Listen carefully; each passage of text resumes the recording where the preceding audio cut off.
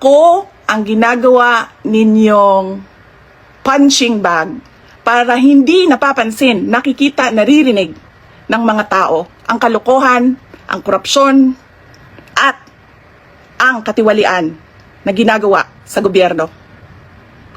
Magpa-drug test tayong lahat. Alam, kukunin ko yung microphone, marinig ka ng mga tao. Tayo, mag-iso. Walang droga.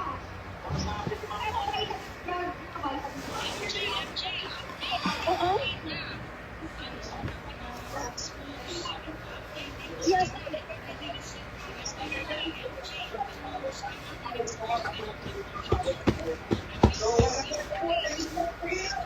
Oh, but naka-screen ba yun? Kasi nasa Viber ngayon si VP.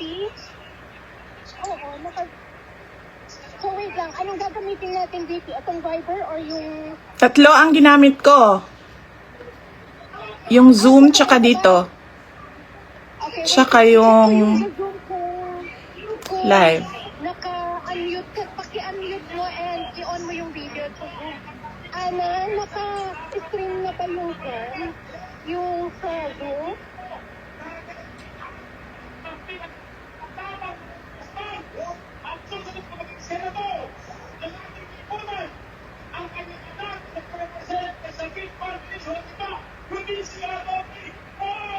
Ana, naka-stream na to Zoom. Ready na? Okay, wait na, no?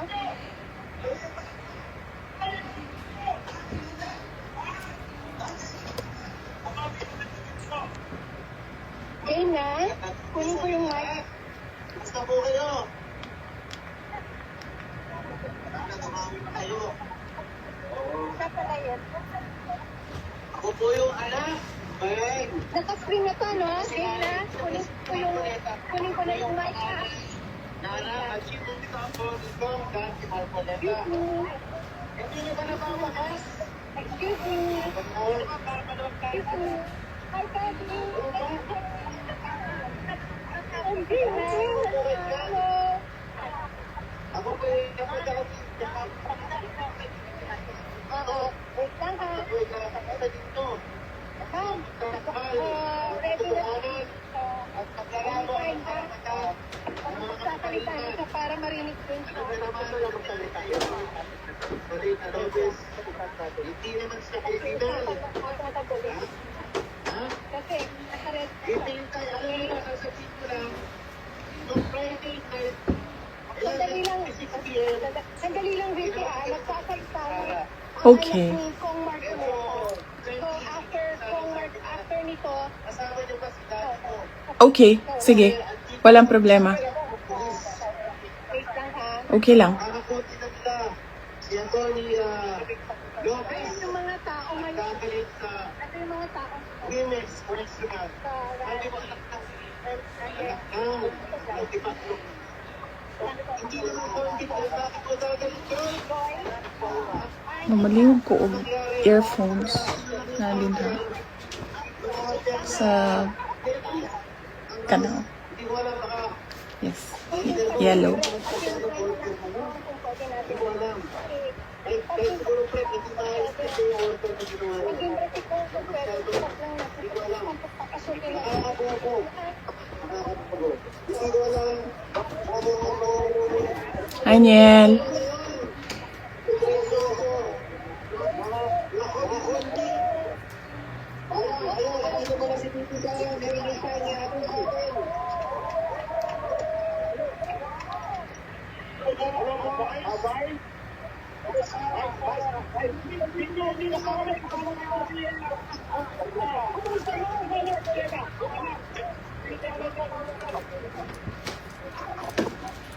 Ito may dilim.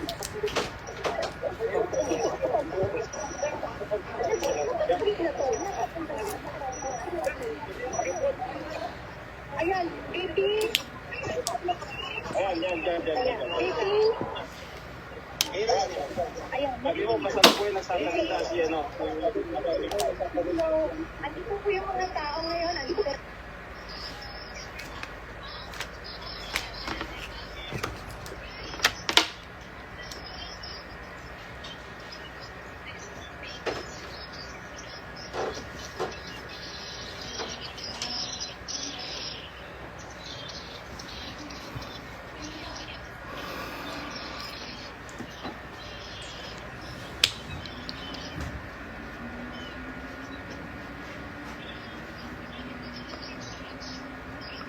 Opo. Yes. Sa aking mga kababayan na nandyan po sa Veteran Center sa Quezon City at nandito po online sa social media. Nagpapasalamat po ako sa inyong suporta sa akin at nagpapasalamat po ako sa pagprotekta nyo. Unang-una po kay Yusek Zulaika Lopez at sa lahat po ng mga personnel ng Office of the Vice President. Lalong-lalo na po bukas dahil meron na naman pong hearing doon sa House of Representatives na ang Committee on Good Governance. Nagpapasalamat din po ang pamilya ni Yusek Laika Lopez, lalong-lalo na ang kanyang ina na si Nina Tanglao, sa inyong tulong sa kanyang anak, sa inyong pagbabantay sa kanya. Alam po natin, malaki po yung trauma na pinagdadaanan niya ngayon. Minsan po nakakahawa dahil po sa harassment and threat to her life. Alam ko po, busy po kayo lahat. Lahat kayo kailangan maghanap buhay dahil mahirap ang buhay ngayon. Pero nandyan kayo para magpakita at magbigay ng suporta sa akin at sa opisina ng Vice President. Gusto ko lang ipaalala sa ating mga kababayan na ayaw natin ng kaguluhan, na tayo ay may karapatan sa peaceful assembly at tayo ay may karapatan na magsalita kung ano yung nararamdaman natin at gusto nating makita mula sa ating gobyerno. Ang gusto natin makita ay genuine public service. Kung maalala niyo po, hindi ako sumama o sumali kahit sa anumang panawagan ng pagtanggal sa Pangulong Marcos sa kanyang pwesto. Bumisita ako sa rally ng Kingdom of Jesus Christ sa Bonifacio noon dahil nakiramay o nagkipagsimpatiya ako sa kanilang nararamdaman at hirap na pinagdadaanan. Ang lagi kong panawagan sa taong bayan ay hingin, idemanda sa gobyerno na ibigay nila ang serbisyo na karapat-dapat para sa mga Pilipino.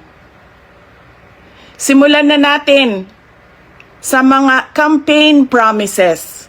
Dapat po, pag ang politiko ay nag-promise na magbibigay ng 20 pesos per kilo na bigas, dapat ay tinutupad yon dahil binoto ka ng mga tao base sa mga sinabi mo, base sa mga kampanya mo.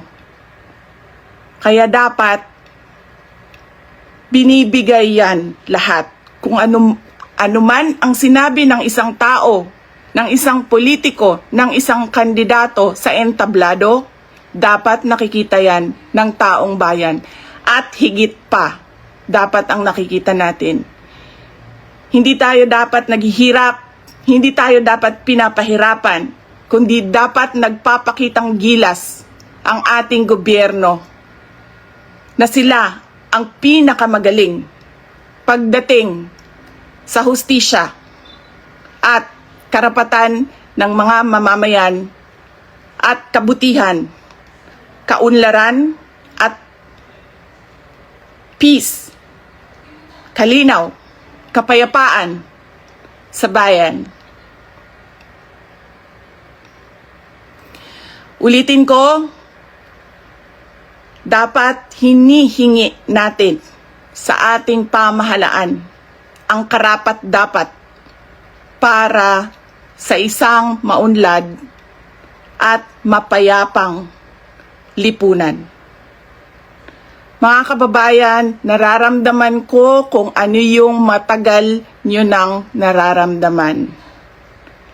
Sinubukan ko na magtrabaho ng maayos sa Department of Education dahil yun naman ang aking pangako sa inyo. Ginamit ko ang pangalan ko, Sara Duterte, Inday Sara Duterte. Sabi ko sa inyo, trabaho, edukasyon, mapayapang pamumuhay. Pero anong nangyari? Binastos ang budget, ang Department of Education. Hindi ko na kailangan magbigay ng ebidensya. Nakikita nyo sa General Appropriations Act, simula sa NEP, papunta sa GAB, papunta sa BICAM, papunta sa batas. Nakikita natin yon. Dapat hinihingi natin na matino ang mga namumuno sa atin. Sinabi nila, ako daw ay krung-krung. Ako daw ay baliw. Ako daw ay wala sa tamang pag-iisip. Ano bang sabi ko sa inyong lahat? Psychological test, kahit ano yan, neuropsychiatric test, kahit anong pang test yan. Gagawin ko yan. Dagdagan ko pa ng drug test. Pero dapat magpa-drug test ang lahat ng mga nagtatrabaho sa Office of the President, sa Office of the Vice President, sa lahat ng opisina ng Senado, sa lahat ng opisina ng House of Representatives, sa lahat ng departamento ng ating bayan, ng ating pamahalaan. 'Di ba? Ano pang test ang gusto niyong idagdag ko? Wala na kayong mapuna sa akin. Pinagtatakpan ninyo ang mga kakulangan ng pamahalaan.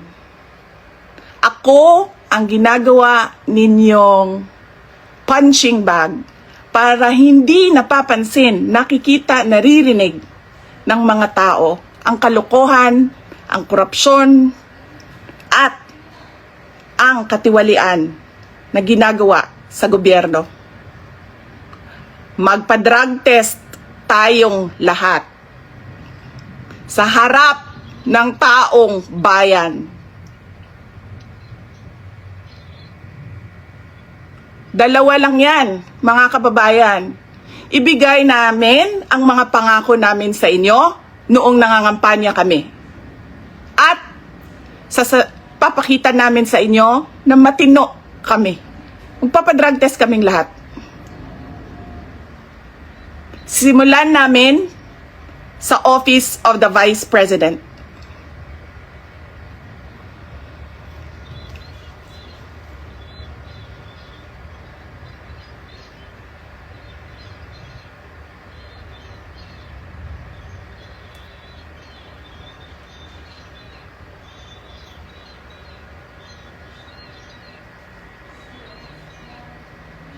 Ayaw nila tayo tigilan dahil hindi tayo sumusunod sa kanila.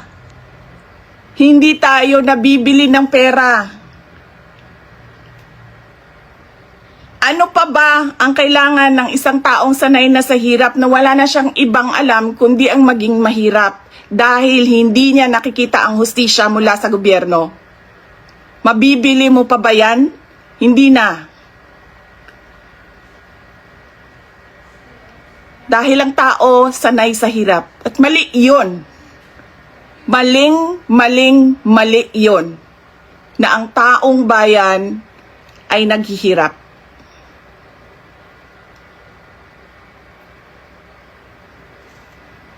Mga kababayan,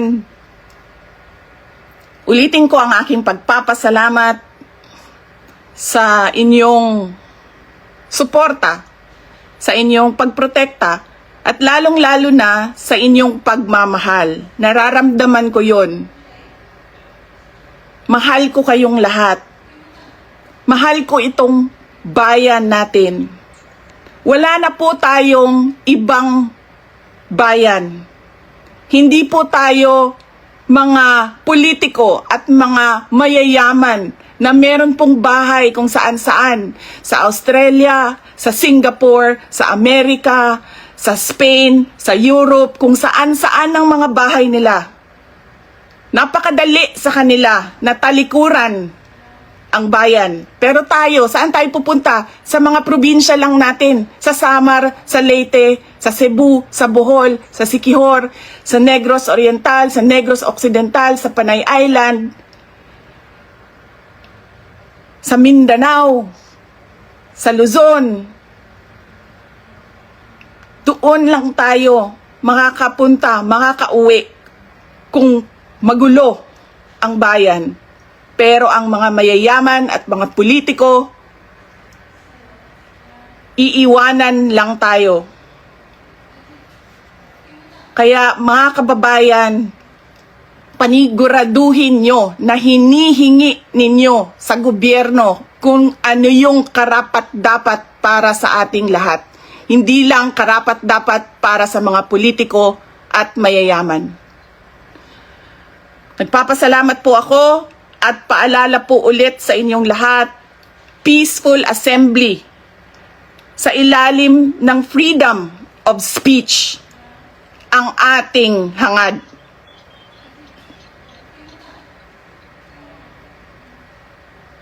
Maraming salamat po. Magandang gabi sa inyong lahat.